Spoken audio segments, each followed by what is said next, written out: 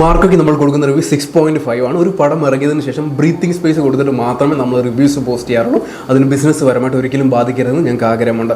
നെഗറ്റീവും പോസിറ്റീവായിട്ട് ഫുള്ളായിട്ട് നമുക്ക് കവർ ചെയ്യാം. എന്തുകൊണ്ട് 6.5? ഒന്ന്, അഡ്വർടൈസ്മെൻ്റ് ആണ്. പരസ്യങ്ങൾ ചേർത്ത് വെച്ച ഒരു കൂമ്പാരമാണ് മാർക്കോ എന്ന് പറഞ്ഞ സിനിമ. ഒരു സീനിൽ പോലും പ്രോപ്പറായിട്ടുള്ള സിസ്റ്റമാറ്റിക് ആയിട്ടുള്ള കൺസ്ട്രക്റ്റീവായിട്ടുള്ള സീൻ ഡെവലപ്പ് ചെയ്യാൻ അദ്ദേഹത്തെ കൊണ്ട് സാധിച്ചിട്ടില്ല.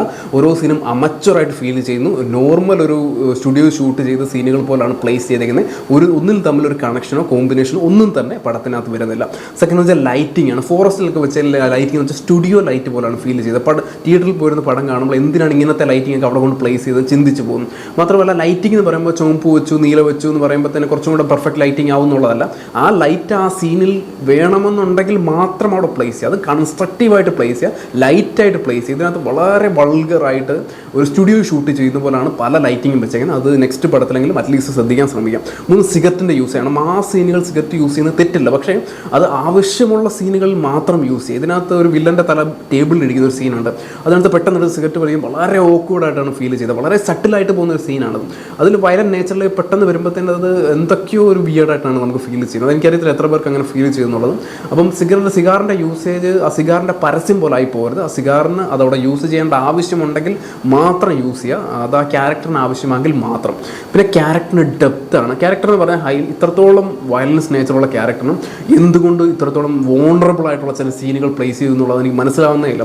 വോണറബിളായിട്ട് കാണിക്കുന്നതുകൊണ്ട് തെറ്റില്ല, പക്ഷേ അത് ക്യാരക്ടറിനെ വല്ലാതെ ബാധിക്കുന്നുണ്ട്. ആ ക്യാരക്ടറിൻ്റെ ഓവറെ വല്ലാതെ ബാധിക്കുന്നുണ്ട്. അത് മാനേജ് ചെയ്യാനും അതിനെ ഏത് രീതി കൈകാര്യം ചെയ്യുന്നു എന്നുള്ളതൊക്കെ ആ ക്യാരക്ടർ ഡെവലപ്മെൻറ്റ് വളരെ ഇമ്പോർട്ടൻ്റ് ആണ്.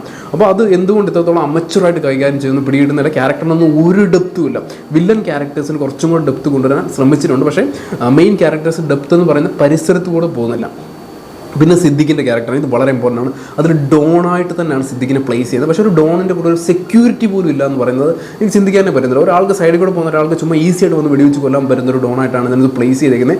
എന്ത് ടൈപ്പ് ഓഫ് റൈറ്റിംഗ് ആണ് അതിന് ഉദ്ദേശിക്കുന്നത് മനസ്സിലാവുന്നത്. പുള്ളി തന്നെ ഡയറക്റ്റ് പോയിട്ട് ആളെ കൊല്ലുകയാണ്. കൂടെ ഒരാളോ എന്താണ് ഉദ്ദേശിച്ചത് മനസ്സിലാവുന്നില്ല. എന്ത് ലോജിക്കിലാണ് ഇങ്ങനെ ഒരു ക്യാരക്ടറിനെ ഡെവലപ്പ് ചെയ്തെന്നുള്ള പിടികിട്ടുന്നില്ല.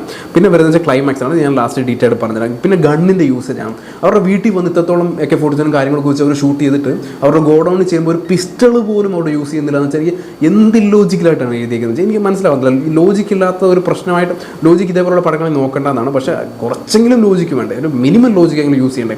പിന്നെ ക്ലൈമാക്സിലേക്ക് വരുമ്പോഴത്തേക്ക് ഇത്രത്തോളം അറ്റാക്ക് ഫേസ് ചെയ്തൊരു ക്യാരക്ടർ പിറ്റേ ദിവസം കുളിച്ചൊരുങ്ങിയിട്ട് ആ ഗോഡൗണിൽ പോയി നിൽക്കുകയാണ്. എന്താണ് അത് ഉദ്ദേശിക്കുന്നത് എനിക്ക് മനസ്സിലാവുന്നില്ല. എന്ത് ടൈപ്പ് ഓഫ് ലോജിക്ക്, എന്ത് ചിന്തകളാണ് അത് എഴുതി വെച്ചത്. അറ്റ്ലീസ്റ്റ് അവർ റിക്കവറിങ് സ്റ്റേജ് ഒരു മ്യൂസിക് ആയിട്ടോ അത് പുള്ളി അതിൽ നിന്ന് കടന്നു വരുന്ന ഒരു സ്റ്റേജ് ഏതെങ്കിലും ഒരു രീതി പ്ലേസ് ചെയ്യുന്നുണ്ടെങ്കിൽ നമുക്ക് കുറച്ചുകൂടെ വിശ്വസിക്കാൻ പറ്റിയേ. അവിശ്വസനീയമായിട്ടുള്ള സീനുകൾ എന്തിനാണത് കാണിച്ചു വെച്ചാൽ എനിക്ക് ചിന്തിക്കാനേ പറ്റുന്നില്ല. കണ്ട് കോമഡി ആയിട്ടാണ് ലാസ്റ്റിലൊക്കെ എനിക്ക് ഫീൽ ചെയ്തിരിക്കുന്നത്. പിന്നെ VFX ഡിപ്പാർട്ട്മെൻറ്റ് അത് ടോപ്പ് നോച്ചാണ്. അത് അടിപൊളിയായിട്ട് ചെയ്തിട്ടുണ്ട്. അത് 3 Doors എന്ന് പറഞ്ഞൊരു കമ്പനിയാണ്. നല്ല ബ്രില്യൻ്റ് ആയിട്ട് തന്നെ ചെയ്തിട്ടുണ്ട്.